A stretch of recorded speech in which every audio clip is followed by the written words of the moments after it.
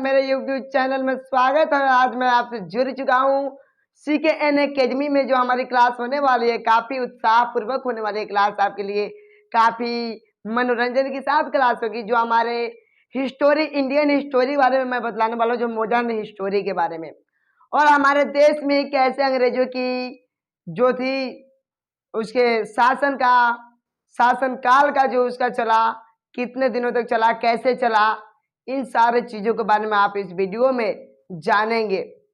तो चलिए तैयार हो जाते हैं। और हमारे यह जो है क्लास 10th की हिस्टोरी होगी, जिसे हम लोग इतिहास कहते हैं। इतिहास प्राचीन, मध्य और आधुनिक काल में घटे हुए घटनाओं को ही इतिहास होती है हमारी। तो देखिए, आज आपका भारत में राष्ट्रवाद इकाई 4 कक्षा 10th के होंगे। मैं आपको ऑब्जेक्टिव तो देता हूं, लेकिन साथ साथ जो मैं आपको बतलाऊंगा इसको आप ध्यान से सुनेंगे और अपने नोटबुक में नोट करते चलेंगे, क्योंकि आपका सब्जेक्टिव तैयार हो जाएगा और इसी से आपका सारे ऑब्जेक्टिव और सब्जेक्टिव दोनों तैयार हो जाएंगे। सिर्फ आप ध्यान से सुनेंगे हमारे क्लास को। चलिए, तो हम आपका समय ना लेते हुए क्लास शुरू करते हैं आज की। भारत में राष्ट्रवाद कहता है क्वेश्चन कि राष्ट्रवाद का शाब्दिक अर्थ क्या होता है। राष्ट्रवाद का शाब्दिक अर्थ क्या होता है? तो इसका आंसर जो होगा, उत्तर जो होगा आपका, यानी राष्ट्रीय चेतना का उदय। राष्ट्रीय चेतना यानी एक देश में कैसे व्यक्तियों के अंदर जागृत होती उत्साह, अपने खिलाफ, अपने विरोधियों के खिलाफ हम कैसे अपने आप को खड़ा कर पाते हैं, यही इसका उत्तर होगा कि यानी राष्ट्रीय चेतना का उदय होगा। नेक्स्ट प्रश्न है आपका, भारत में राष्ट्रवाद के उदय के कारण क्या था? भारत में राष्ट्रवाद के उदय के कारण क्या था? तो भारत में राष्ट्रवाद के उदय का कारण विविध शक्तियों और कारणों के संयोग के परिणाम था। विविध शक्तियां, बहुत से ऐसे पार्टियां थी जो उभर के आई थी, विदेशी पार्टियां थी, वही इसका कारण था, जो इस देश पे शासन कर रही थी। इसी के लिए भारत में राष्ट्रवाद हुआ। यहाँ के जनताओं ने, यहाँ के नागरिकों ने उसके खिलाफ अपना मोर्चा खोला, आंदोलन फैलाया, यही उसका मुख्य कारण था। अगला प्रश्न था मेरा कि वर्नाक्यूलर प्रेस एक्ट पारित कब हुआ? एक काफी इंपॉर्टेंट आपका प्रश्न है। वर्नाक्यूलर प्रेस एक्ट कब पारित हुआ? तो आपका यह सन 1878 ईस्वी में तत्कालीन वायसराय लॉर्ड लिटन के शासनकाल में वर्नाक्यूलर प्रेस अंग्रेजों के द्वारा पारित किया गया था। अगला है इल्बर्ट बिल कब पारित हुआ? इल्बर्ट बिल कब पारित हुआ? 1883 ईस्वी में यह पास किया गया था, इल्बर्ट बिल। ये भी आपका VBI प्रश्न है। 2 नंबर आपका पक्का हो गया इसमें, आप अच्छे से ध्यान देंगे तो और समझेंगे हमारे बातों को, क्योंकि आपके एग्जाम में एक मार्क्स का बहुत बड़ा योगदान होता है। 1 मार्क्स आपका कम हो जाता है आपका, यदि तो आप सेकंड कर जाते हैं, फेल कर जाते हैं। काफी आपको सुनने को मिलते हैं, तो आप अच्छी तरह से तैयारी करेंगे अपना। अगला है कलकत्ता कारपोरेशन एक्ट कब पारित हुआ? कलकत्ता तो सन 1899 ईस्वी में लॉर्ड कर्जन के शासनकाल में, यानी लॉर्ड कर्जन ने पास किया था इसको, लॉर्ड कर्जन। अगला प्रश्न है बंगाल विभाजन कब हुआ? ये काफी आपका ये भी प्रश्न जबरदस्त VBI है। बंगाल विभाजन जो है आपको सन 1905 ईस्वी में हुई थी। कब? सन 1905 ईस्वी में बंगाल विभाजन हुआ था। अगला प्रश्न सिपाही विद्रोह कब हुआ? तो सिपाही विद्रोह 1857 ईस्वी में हुआ था जी, 1857 ईस्वी में। यह क्यों हुआ था आपको पता होगा कि अंग्रेजों ने अपने देश से लाए गए कारतूसों को भारतीय सिपाहियों को उपयोग करने के लिए कहा। तो जो बना हुआ होता था, जो इंग्लैंड के जो कारतूस जो होते थे, यानी माल की चर्बी के बना हुआ होता था, जिसमें तोता लगाया जाता था, तो दांत से उसको खींचकर तोता उसमें लगाया जाता था। तो माल की चर्बी की बनी हुई थी, इसलिए जो भी भारतीय सिपाही थे उन्होंने इसका विरोध किया था। और विरोध किया जिसके कारण जो है ना, जैसे मुस्लिम सिपाही थे तो उनको अपने धर्म के प्रति काफी प्रेम थी, तो उनको लगता था कि यह जो चर्बी है हो सकता है सुअर की मांस की होगी। जो हिंदू सिपाही थे उनको डर थी कि हो सकता है यह किसी गाय की मांस की होगी, इसीलिए सभी सिपाहियों ने इसका जबरदस्त विरोध किया। और इस विद्रोह के सबसे प्रथम जो थे मंगल पांडे थे सिपाही, जिन्होंने विद्रोह किया था। कौन था? मंगल पांडे। और इस स्थिति में मंगल पांडे जो है ना कि फांसी भी दे दी गई थी अंग्रेजों के द्वारा। क्या? फांसी भी दे दी गई थी। और उसी को जो है वही विद्रोह जो हुआ 1857 में, सभी सिपाहियों ने अंग्रेजों के खिलाफ विद्रोह पहला किया। वही पहला विद्रोह हमारा 1857 में हुआ, जो सिपाही विद्रोह हुआ। और यह विद्रोह पूरे भारत में धीरे धीरे फैल चुका था। उस समय आपको भारत के जो है बिहार का जो नेतृत्व किया था वो जगदीशपुर के थे बाबू वीर कुंवर सिंह। कोई पूछता है बिहार का नेतृत्व 1857 के विद्रोह के समय किसने किया था, तो बाबू वीर कुंवर सिंह ने किया था। लखनऊ के बेगम हजरत महल ने किया था। झांसी की रानी लक्ष्मीबाई ने की थी। बहुत से ऐसे व्यक्तियों ने उस समय इस आंदोलन का नेतृत्व किया था जगह जगह पे।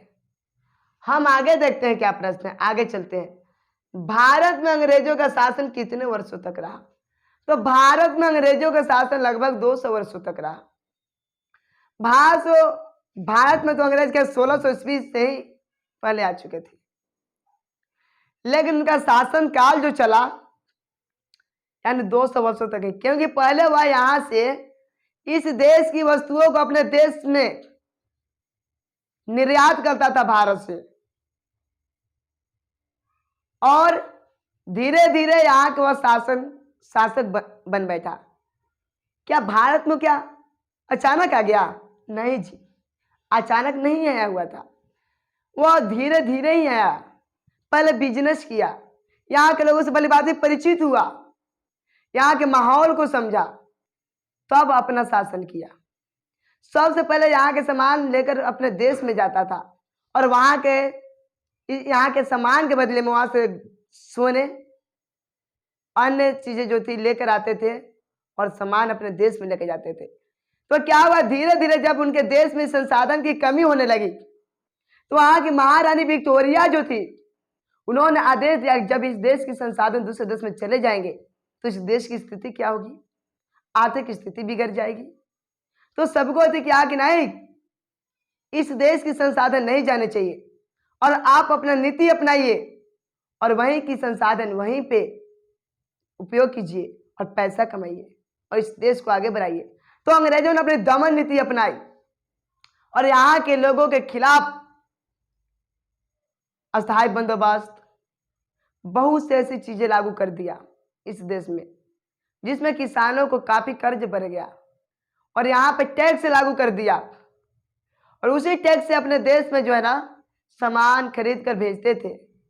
बड़े बड़े राजाओं को अपने में मिला लिया हरा हरा कर और यहाँ पे शासन करने लगा। टीपू सुल्तान के पता होगा, उनके भी युद्ध हुआ था, मैसूर के शासक थे। इन सारे को जो है ना अपने में मिला लिया और यहाँ पे शासन करने लगा। तो 200 वर्षों तक शासन किया। अखिल भारतीय राष्ट्रीय कांग्रेस का गठन कब हुआ, अब ये भी हम जानेंगे। अखिल भारतीय राष्ट्रीय कांग्रेस का गठन कब हुआ, तो 1885 ईस्वी में अखिल भारतीय कांग्रेस की स्थापना 1885 में हुआ, ये भी मैं बता देता हूं। और इस समय में भारतीय राष्ट्रीय कांग्रेस पार्टी की स्थापना भी हुई थी जो 28 दिसंबर 1885 को ही हुई थी। और इस पार्टी की जो संस्थापक थे A.O. ह्यूम थे, काफी इंपॉर्टेंट मैं आपको बतला रहा हूँ, काफी डिटेल बतला रहा हूँ, आप अच्छे से जाने, अच्छे से समझे, ताकि आप अच्छे से समझिएगा ना तो बहुत चीजें आपको हमारे वीडियो में मिल जाएगी। और इसके प्रथम अध्यक्ष जो थे WC बनर्जी थे। कौन? WC बनर्जी, इनका नाम पूरा नाम व्योमेश चंद्र बनर्जी था। और इसका प्रथम जो था अधिवेशन भी हुआ था, सारी चीजें मैं आपको बतलाऊंगा कहाँ हुआ था से अगले वीडियो में। अब बाल पाल लाल के नाम से किन महापुरुषों को जाने जाते हैं, काफी इंपॉर्टेंट, बाल पाल लाल। तो बाल पाल लाल के नाम से बाल गंगाधर तिलक को बाल के नाम से जानी जाती है, और बिपिन चंद्र पाल को पाल के नाम से जानी जाती है, और लाला लाजपत राय को लाल के नाम से जानी जाती है। और भी आपको बतला दूं, और ये सारी चीजें घटनाएं घटती रही थी उस समय में। इस समय में अंग्रेजी शिक्षा का भी प्रसार हुआ। जो अंग्रेजी शिक्षा का प्रसार जो किया था लॉर्ड मैकॉले ने किया था, लॉर्ड मैकॉले ने। उसके बाद में काफी चरमोत्कर्ष पे इनकी पहुंच चुकी थी अंग्रेजों का शासन। फिर महात्मा गांधी आए।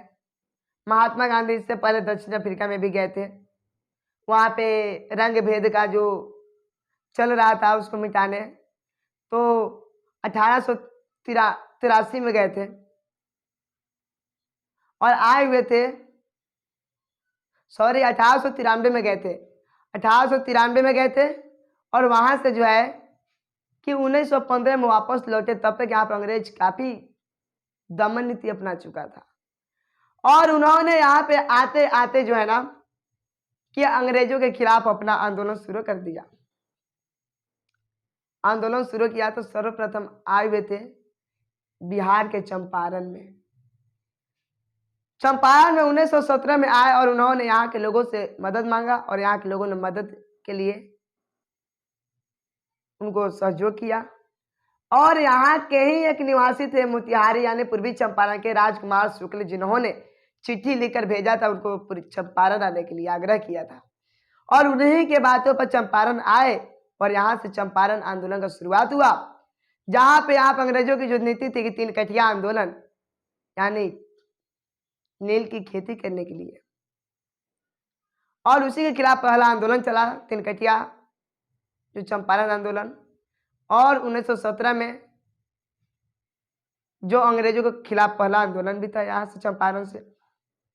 तो चलिए मैंने आपको ये सारी चीजें बतलाया, फिर अगले वीडियो में और भी मिलेगी, काफी अच्छे अच्छे चीजें मैं बतलाऊंगा आपको। इसके बाद में रोलेट एक्ट के बारे में बतलाऊंगा, साइमन कमीशन, कैबिनेट मिशन, सविनय अवज्ञा आंदोलन, असहयोग आंदोलन, सारी चीजें मिलेगी हमारे क्लास में आपको। बहुत अच्छी से भारतीय इतिहास को बतलाऊंगा आपको, आधुनिक इतिहास को। तो दोस्तों आप हमारे वीडियो को देखें और अच्छी लगेगी तो सब्सक्राइब, लाइक, कमेंट जरूर कीजिएगा। कुछ गलती भी होगी तो आप जरूर कमेंट बॉक्स में कमेंट करके बतलाएंगे, मैं उसको आपको अच्छी तरह से समझाने का प्रयास करूंगा, और अपने गलती को मैं फिर से सुधारने का प्रयास करूंगा। और अपने सामने आप नोटबुक रखेंगे, नोट करते चलेंगे ताकि आपको समझ में आ जाएंगे। ठीक है दोस्तों, मैं आपसे फिर से अगले वीडियो में मिलूंगा नई क्लास के साथ। तब तक इतना ही। Thank you watching for video. जय हिंद, जय भारत।